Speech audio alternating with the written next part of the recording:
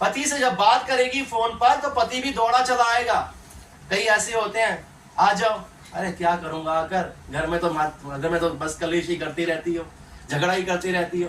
तो पति भी अपने घर में नहीं प्रवेश करने पाएगा। लेकिन जो पत्नी बुद्धिमानी के साथ, नम्रता के साथ, प्रेम के साथ अपने घर को बना रही है, अपने पति से अपने बच्चों का अच्छा पालन पोषण कर रही है, वो अपने घर को क्या करती है, बनाती है। मेरी बाइबल कहती है एक मूर्ख स्त्री अपने हाथों से अपने घर को ढा देती है। दो स्त्रियों का विवरण है, बैठ सकते हैं बहना।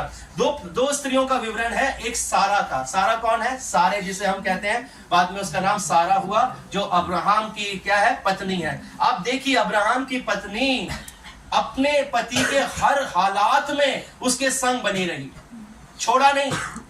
पत्नी आप देखिए निसंतान है, परमेश्वर ने क्या कह दिया, अपने कुटुंबियों को छोड़कर चला जा, अपने घर को छोड़ दे, है ना। बेचारा चला गया।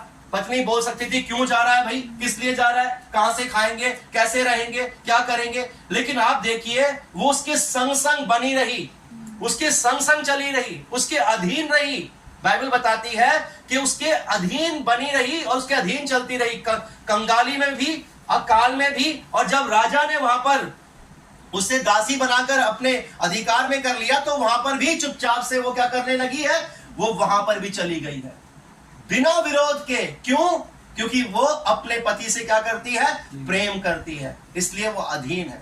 जो प्रेम करेगा, अधीनता का मतलब ये नहीं है कि अधीन का रहने का मतलब गुलाम बन गए हो आप, गुलामी नहीं है, इसको गुलामी नहीं कहते, इसे आप दासी नहीं कहते। अधीन का मतलब आप एक दूसरे के साथ सहभागी हो गए हो, एक दूसरे के प्रेमी हो गए हो।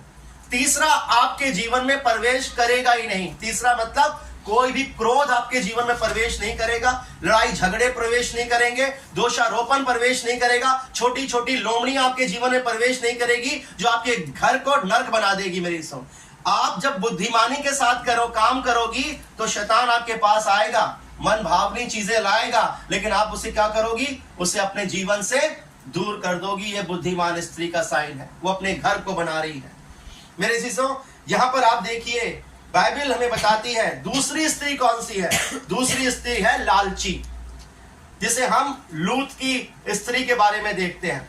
जब परमेश्वर ने वहां पर सदोम और अमोरा को वहां पर नष्ट करने की आज्ञा दी और जब उन्हें वहां से निकाला तो क्या कहा कि तुम पलटकर नहीं देखना, पीछे मत देखना, बस तुम्हें निकाल दिया गया है, अब तुम आगे की तरफ देखो। परमेश्वर हमसे क्या कहता है, जो बीत गया वो बीत गया। आपका काम क्या था, आपने कैसे काम किए, आपने क्या इस जीवन में किया, आप उसकी तरफ मत देखो। शैतान आपको उस तरफ देकर जाएगा, आपके उन तमाम चीजों की तरफ आपको दिखाएगा, आपके उस आकर्षित करने वाली चीजों की तरफ भी आपको दिखाएगा, लेकिन आपको पीछे की तरफ नहीं देखना, बल्कि अपनी नजरें सामने की तरफ रखनी है। बाइबल कहती है अपनी नजरें सामने की तरफ रखनी है। और वहां पर परमेश्वर ने उनसे कहा पीछे की तरफ मत देखना। लेकिन लूत की पत्नी क्या थी, लालची थी।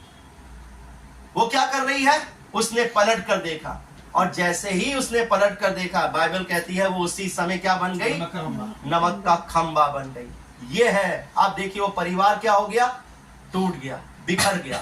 एक मूर्खता के कारण उसने क्या, एक लालच के कारण उसने बना बनाया घर खराब कर लिया।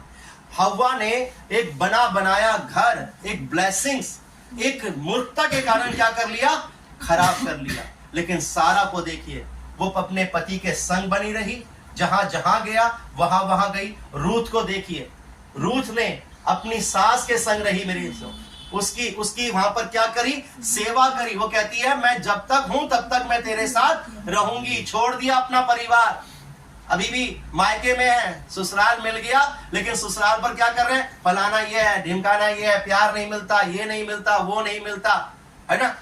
उसने छोड़ दिया, उसने अब तू ही मेरी सब कुछ है, तू ही मेरी सब कुछ है। हमें उनकी तरह बनना है मेरी सब। अगर आज हम वुमेन्स डे मना रहे हैं तो ये जरूरी है कि हमें बाइबल के अनुसार, उसके वचनों के अनुसार अपने जीवन को चलाना है। याद रखिए, परमेश्वर हमें कोई बुद्धिमान कहे या ना कहे, हमें कोई ऐसा भी समझे, अरे कैसी बातें कर रहे हो, क्या कर रहे हो, है ना, लेकिन याद रखिए आपका परमेश्वर आपको बुद्धिमान समझेगा। और आप परमेश्वर के सम्मुख बुद्धिमान ठहराए जाओगे। यहाँ पर स्त्री, अगर हम 31 वचन में पढ़ रहे हैं, तो चाहे कुछ भी हो जाए, लेकिन परमेश्वर वहां पर उन्हें क्या ठहरा रहा है? बुद्धिमान ठहरा रहा है, भली स्त्री ठहरा रहा है मेरी। और यहाँ पर हम देखते हैं नीति वचन, अगर हम यहाँ पर अंत में पढ़ेंगे नीति वचन